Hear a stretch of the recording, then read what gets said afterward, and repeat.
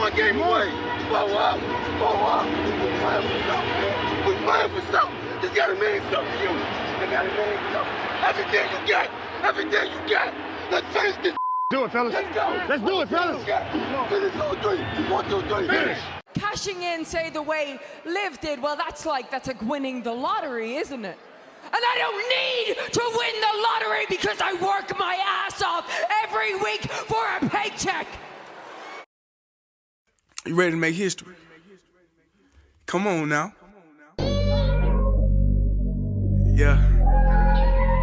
You know, there's these two words. And when I say them, people get goosebumps because they know. They know what happens next. So without further ado, free smoke. Look, scared cause I'm drowning in silence with bad thoughts. These days I don't have nothing to say, man, the bag talks. I put in headphones on my driver. Pull up to the spot and give a good dick and Godiva. I can't lie, I'm uninspired. No more pillow talking about nonsense. I only stick around to put some band-aids on my conscience. I don't know why I feel so bad, nigga. That's what we do, no foundation. We don't build no more, we just screw. Half a bottle of Henny, girl, I'm going with the wind. The same niggas say they happy for me, ain't want me to win. So I'm done on my friends. Don't need help popping Coronas and reminiscing. I just call up Big Bro J and say it's time for venting. If I live forever, I hold this hate for some centuries. You don't know how much or how you doing what it meant to me, but motherfuck all that. I don't even offer up the time to make the call back. Stupid Lodo, if they don't get the picture now, man, I crop them out of the photo. I can't relate to my peers. Been doing this shit for years. I'm motivated by fears. I took the wheel and I steer. My sound not dictated by fuck boys in Atlanta. Stay gifted like this album was ghost written by Santa. Boss forever like they decided to throw me under slammer. Every song's a hit like they picture me underhanders. I could drop a million songs, but they never gon' understand us. Soapbox sermons for niggas never giving chances. Fight our whole lives to get these weak ass advances. Work twice as hard for the shit that they getting handed. And this ain't even nothing we chose, nigga, we branded. Still can't tell why all of these niggas mad at me. I'm trying to get 100 so I can put my team on salary. Give it all to the art, man, I turn my life to a gallery. Man, damn, what a fucked up masterpiece. 1,100 shots and I swear, man, I felt them all. If we ain't even good on our blocks, man, who can we call? Pre-decline state of mind, we broke crabs in the barrel. Got us fighting our folk, man, this shit just a life of peril. I know you got him picked, but the man's in trouble. I'm gonna show you how great I am.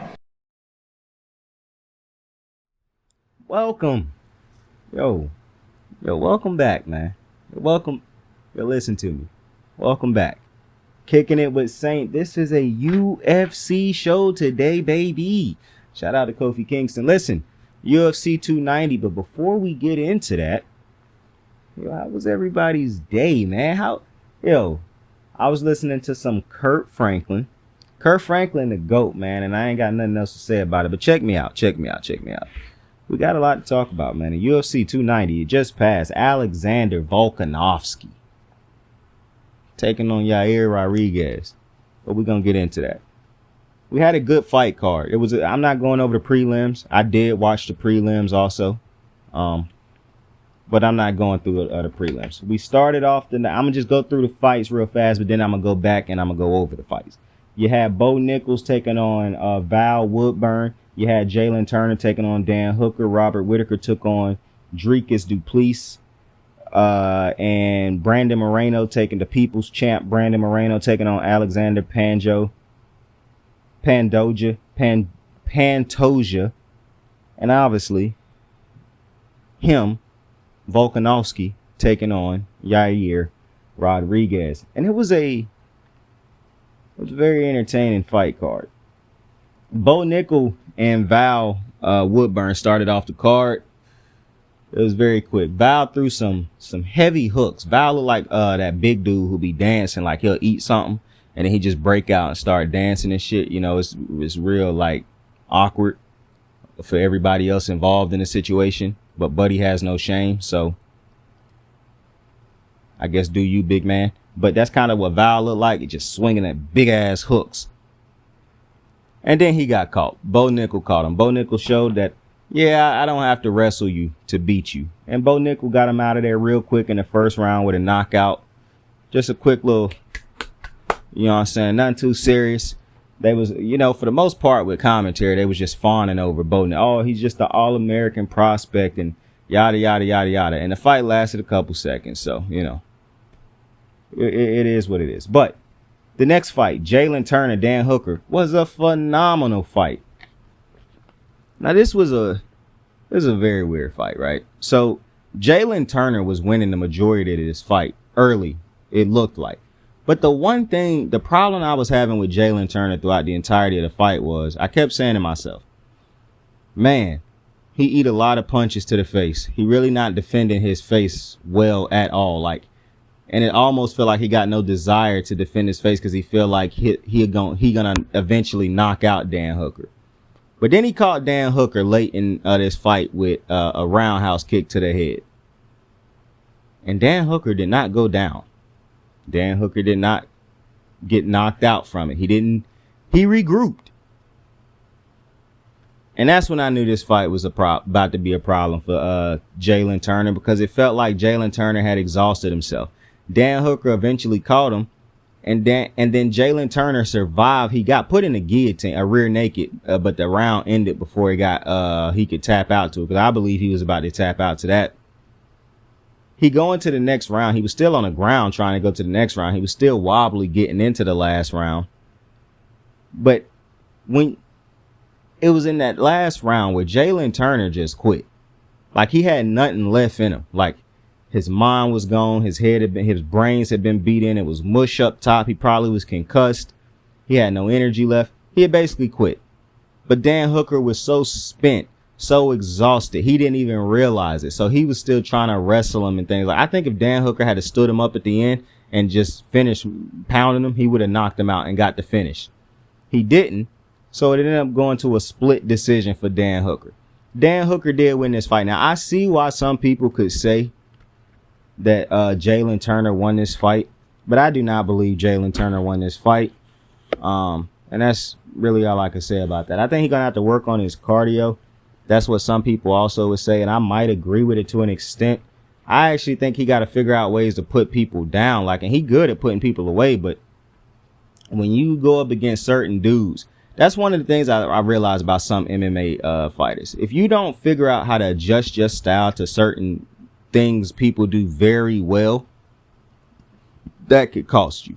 If you don't recognize that certain dudes can take a lot of damage, like Dan Hooker broke his arm in this fight, and he did not stop. So at some point in time, Jalen Turner should have realized, bro, I have to figure out how to hit him with a kill shot. Like I got to figure out how to put him away like that, or if I'm going to win off points, I can't keep taking the damage that I'm taking, because the type of damage he was taking is the type of damage you take when you think you finna put somebody else down so that this fight don't even go that long. You know what I'm saying? That's a Justin Gaethje type of fight, or a Dustin Poirier type fight, where they just take damage because they know they're going to put you down before you put them down. But it was a good fight. It was a great fight, as a matter of fact. Then you get to Robert Whittaker taking on Dricus du Plessis, and I am so happy. First off, Robert Whittaker is a great dude, I'm pretty sure. I have never heard nobody say nothing negative about Robert Whittaker. Up until last night, the only dude in the division seemingly he could not beat was Israel Adesanya, which I don't believe he couldn't beat Izzy because he wasn't good enough to beat Izzy. I just think it's certain times where things just never align. Izzy got the height advantage over Robert Whittaker. I'm not going to say he got the skill advantage. He could be just as skilled as Robert Whittaker, but it's no disadvantage there for Izzy. But there is an advantage in reach. There is an advantage in height. It's probably an advantage in just natural strength because of those things. So this is one of those sayings of, talent beat hard work beat talent when talent isn't hard working. But what happened when the talent is hard working? Then talent sometimes just start to take over. Does God-given ability and blessings start to take over? And that's why I think Rob was never going to beat Israel Adesanya. In saying that, I was hoping he lost this fight, because if he had won, that meant we would have had to see him fight Israel again, and I did not want to see that. Even though, coming out of this fight, I don't think Dricus is going to beat Izzy either. For one, he could play it off as if he wasn't gassed by the end of this fight. He definitely was gassed. I don't think he was the faster striker between him and Whittaker, which is going to be a problem when you fight a bigger fighter in Izzy who is a better striker than Whittaker. You ain't got to worry about wrestling with Izzy, but if just a 3-round fight like that, or just going 2 rounds, because he got the win in the second round. If you look that gassed in the second round, imagine what it's like fighting against somebody like Izzy, who done figured out how to beat people off of just points, who done figured out I don't have to actually beat people by knocking them out and whatever. I have a set type of style that will allow me to continuously beat other fighters. I think Dricus got a lot. Now, maybe he come into that fight after that weird ass encounter that he had with Izzy, where Izzy decided to come in and just start saying nigga left and right. I am baffled by, some dudes is just cornballs, bro. See, white people think that us black people just use that word left and right, and some of us do. But we also got black people who we don't like using that word. That's one of the ones we don't really care for, to hear him use the word, especially in the way he did it outside last night. I was embarrassed. Dead ass. I was like, man, it's no shot, bro. Like, why? Like, why, bro? But, most of the time when you dealing with Izzy, I'm usually asking myself that question. Why, bro? Like, why did you wear a dog collar? Why? So, it is what it is, but Dricus ain't winning that fight. I want him to. I'm gonna probably be rooting for him to win that fight. But he probably won't. I don't see him winning that fight. Now listen, I didn't know really what to expect from Alex Pineda, even though Pineda have a special something that none of the other dudes that Izzy done fought had. Pineda actually have a special power about him. And to me, he is more technically sound than a lot of these dudes. Like, if you go back and watch, listen, you can watch how bad Pineda was in that second fight. But you go back and watch when he won the title. That was as brilliant a game plan as you gonna see. That was an assassin's type of game plan he enacted. So, I don't think none of the other dudes he done fought. Like, to me, Rod Whittaker, as great as he is, all heart and talent, but it's just not enough to get past Izzy. Costas, not serious enough to get past Izzy. Plessis probably just won't be skilled enough. Like, I don't doubt his commitment, but he just might not be skilled enough to get past Izzy. So, and if he were a wrestler, it'd be completely different. But I don't think that Plessis is a wrestler. But shout out to Dricus after the fight, showing Robert Whittaker a lot of love and respect. So shout out to him for that. I never thought that Dricus was a disrespectful person. I just think he don't like Israel Adesanya, which, I'm gonna be honest with you, at this point, bro, who could really blame him? I mean, to be a ban, who could really blame him? But the next fight, which a lot of people saying is the fight of the year, is the Brandon Moreno Alex Pantoja fight. Now, I'm a little bit baffled by this fight because Pantoja done beat Moreno twice. So I was wondering to myself, why in God's name, if he done beat him twice, would Moreno have ever fought for that title before he did? Well, Pantoja lost when he fought for the title. And it just so happened that by the time Moreno got a first shot, he won his first shot. But the UFC never makes sense, even when you speak it out and you think everything is logical, because Dana is a madman. And as long as he get to run the business the way in which he see fit, it will always be that way. As long as he get to talk trash about fighters, talk crazy about dudes who lead a company, attack Francis Ngannou continuously for no reason, which at this point is bullying. I mean, I know nobody gonna say nothing about it. The man got to slap his wife in public and y'all acted like that didn't happen. So I'm never surprised about how y'all treat Dana White. I mean, Pat McAfee, I'm pretty sure Pat McAfee a great dude. I love Pat McAfee, what I done seen, but when Dana walk into a room, he get on his knees very quick. So, I see the effect that Dana have on people. They treat him like he's some white Jesus or some shit. But yeah, I'm not a fan. But nonetheless, this was a great fight. You thought Pantoja won this fight in the first round. Then you thought Brandon Moreno won it in the second round. And then it was just all out mayhem from that point forward. But by the end of this fight, I did know who won the fight. Now, I want to say, I don't know how the fuck Pantoja was fighting with a lot of heart. I don't know how in God's name his tank could be on empty for basically 4 rounds and he still ended up winning this fight. But I just think it's this thing in you after you done beat a man, but then you beat a man twice. It's just it's just something that I think you possess inside of you. Just like, man, it don't matter. I'm gonna find a way to beat this dude because I keep finding a way to beat this dude. And I pretty much think that's what it is. Because listen, Brandon Moreno probably won't fight a dude in this division that's as quick as him on the hands, who can outbox him. He probably won't find a dude that can outbox him unless he find a younger Mexican fighter that he eventually have to fight. But Brandon Moreno will continuously find people who can outdo him in other areas because he is not a complete fighter yet. And as much as people love Brandon Moreno, I saw somebody tweet, if Buddy walk out to mini men, then it's over for our boy. And it indeed was. But when I see some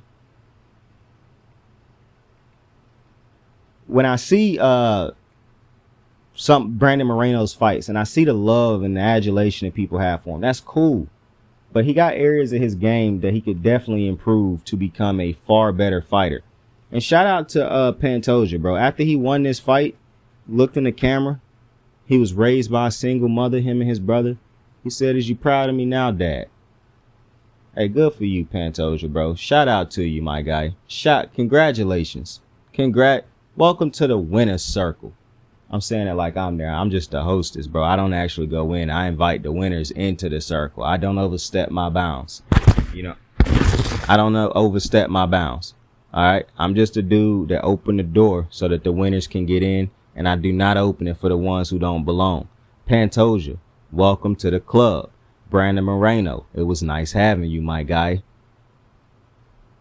Pleasure having you, Mr. Moreno. Maybe we'll see you again someday. Maybe we won't. I don't know. I just open and close the door. I welcome people and tell them goodbye when it's their time. That's all I do. Welcome to the club, Mr. Pantoja. I hope you enjoy your stay. And then the main event, the animal, the beast, the monster, just an absolute psycho, just a freak of nature, bro. Alexander Volkanovski. And based off of how I introduced him, you probably know who won this fight.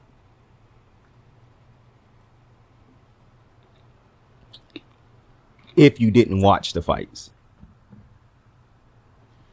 Alexander Volkanovski makes no sense. It makes no sense how good this guy is. To see his unbreakable will, he can wrestle you. He can strike with you. I'm feeling like the Kobe Bryant. He would get all in your face. He would do whatever it takes. He is the most complete basketball player in the game today, bar none. Who is starving more for an NBA title than Kobe Bryant? Listen, who is starving more for greatness right now than Alexander Volkanovski? This dude's a freak. This dude's a freak. A great family man from everything I see. A great cook. The man can fight. He was a rugby player. Like, just a tank full of talent. Who's stopping this guy? Listen, when I saw him go up and do what he did to Islam Makhachev, I knew nobody in his own division was beating him. And shout out to Yair. For a normal man, Yair probably win this fight. I love his kick game. He long, lanky. He could throw very strong, accurate kicks. I love that. Volkanovski is not a normal human being, bro. And I hope people realize they is witnessing greatness. Volkanovski will go down as one of the greats if he continue to do what he do. I'm not going to put him there yet because my criteria and some of the greats that I got up there already is tough competition. But, oh, man, I can't. Listen, Volkanovski been chilling in the lounge for a while. But it's another, room that I got access to. And I can't wait to let him into that one, boy. Club Hall of Fame, club legendary, club icon, club can't talk about the sport without mentioning this person. Legendary status awaits you, Volk. The dude is an absolute freak. But with that being said, I appreciate y'all for joining me on a quick breakdown of UFC 290. Tell somebody you fuck with him. Tell somebody you love him. You can be anything in the world. Choose to be kind to somebody today. Like, subscribe, share. Saint out. I got the moves like hot sauce. Lil' mama taking the top off. I'm laying down getting topped off. After this, she know she getting knocked off. I know she loving the money, so I keep on thumbing and thumbing. She say she horny when she taking shots, so I keep them coming and coming. Now I'm putting dick in her tummy. Scoop her up like I'm raking her something. You would think shawty red track, the way that she running and running. You getting dumber and dumber. You out here chasing the bone. After she finished from giving me dome, the Uber is taking her home. Tight.